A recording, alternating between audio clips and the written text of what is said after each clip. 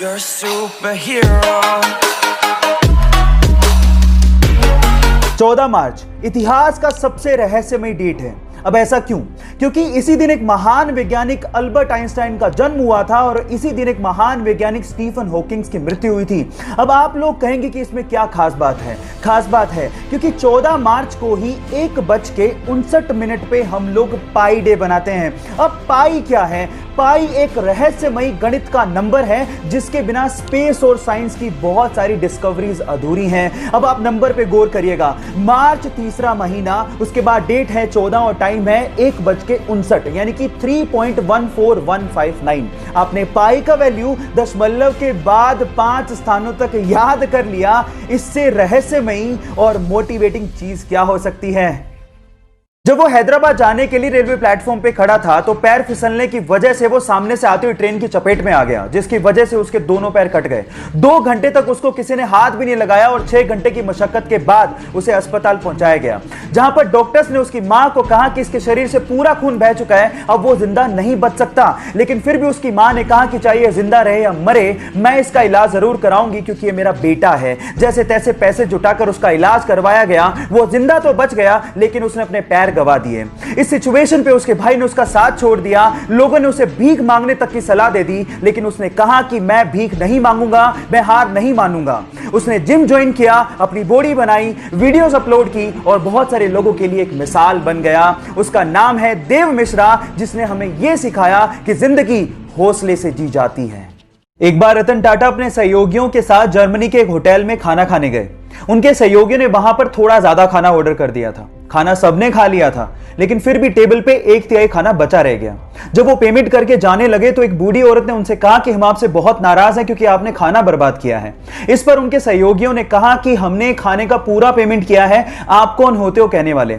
इस बात से गुस्सा होकर उसने एक जर्मनी के एक ऑफिसर को कॉल लगा दिया। वहां पर जब ऑफिसर आया और उसने जब पूरी बात सुनी तो उसने 50 यूरो का जुर्माना ठोकते हुए कहा कि खाना उतना ही ऑर्डर करो जितना खाया जाए।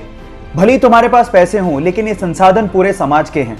गाइस, आज भी हिंदुस्तान में हर दिन 40% खाना वेस्ट किया जाता है और यह भी एक सच्चाई है कि हर दिन 19 करोड़ लोग बिना खाना खाए सोते हैं।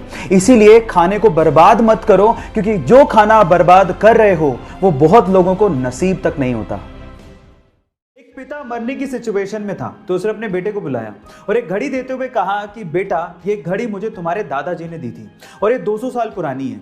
अब तुम पास की वॉच शॉप पे जाओ और इसका प्राइस पूछ के आओ। वो लड़का गया और वापस आके कहने लगा कि वॉच शॉप वाले इसका मात्र $1 ही देंगे क्योंकि घड़ी बहुत पुरानी है। अच्छा ठीक है। उसके बाद पिता ने कहा कि तुम इसी घड़ी को म्यूजियम लेके जाओ और फिर रेट पूछ के आओ। वो म्यूजियम गया और जब वापस आया तो उसने कहा कि म्यूजियम वाले इसके लिए $1,00,000 देने को तैयार है क्योंकि ये घड़ी बहुत पुरानी है। अब गाइस, घड़ी वही थी लेकिन देखने का नजरिया अलग था, इसीलिए कीमत अलग थी। बस आपको जिंदगी में यही करना है, सामने वाला आपको किस नजरिए से देख रहा है ये परख अगर आपने कर ली तो आपकी कीमत और किस्मत दोनों बदल जाएगी। गाइस, ऐसी इंटरेस्टिंग स्टोरीज के लिए हमारे चैनल को सब्सक्राइब कर लीजिए और अगर आप इंस्टाग्राम पे देख रहे हैं तो मुझे फॉलो करना मत भूलिएगा। मिलते हैं अगली वीडियो में। गाइस, जिंदगी के बहुत सारे इमोशंस में, जैसे कि खुशी में या गम में या फिर फ्रस्ट्रेशन में, हमें रोना आ जाता है, सही है। अब मेरे पास एक ऐसा तरीका है जिससे आप ये चेक कर सकते हो कि सामने वाला इंसान खुशी में रो रहा है या गम में रो रहा है या फिर फ्रस्ट्रेशन में रो रहा है। तो वो क्या तरीका है मैं आपको बताता हूँ। अगर कोई इंसान रोना शुरू करे और उसका पहला आंसू उसके राइट आंख से निकले तो इसका मतलब वो खुशी में रो रहा है। अगर कोई इंसान रोना शुरू करे और उसका पहला आंसू लेफ्ट आंख से निकले तो इसका मतलब वो गम में रो रहा है। और अगर कोई बंदा रोना शुरू करे और दोनों आंखों से एक साथ आंसू निकल रहे हो तो इसका मतलब वो फ्रस्ट्रेशन में रो रहा है ना। Amazing fact. इनफैक्ट इसके पीछे एक रिसर्च भी है, ये ऐसे ही नहीं पता किया गया है। गाइस, ऐसे इंटरेस्टिंग फैक्ट्स के लिए यूट्यूब पे हमारे चैनल को सब्सक्राइब कर लीजिए और अगर आप इंस्टाग्राम पे देख रहे हैं तो मुझे फॉलो करना मत भूलिएगा। मिलते हैं अगली वीडियो में।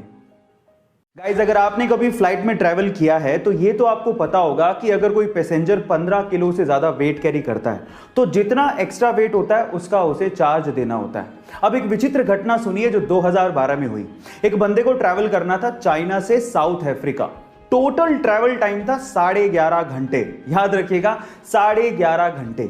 अब उस बंदे ने क्या किया, सिर्फ एक्स्ट्रा चार्ज को बचाने के लिए एक के ऊपर एक टोटल 60 शर्ट और एक के ऊपर एक टोटल 9 जींस पहन ली, वो भी 11.5 घंटे के लिए, और वो भी सिर्फ इस वजह से ताकि एक्स्ट्रा चार्ज ना लग जाए। ओह माय गॉड गाइस, इस विचित्र घटना को सुन के आपको कैसा लगा, और अगर मजा आया तो लोगों के साथ इसे शेयर जरूर करिएगा और YouTube पे हमारे चैनल को सब्सक्राइब करिएगा, और अगर आप Instagram पे देख रहे हैं तो मुझे फॉलो करना मत भूलिएगा। मिलते हैं अगली वीडियो में।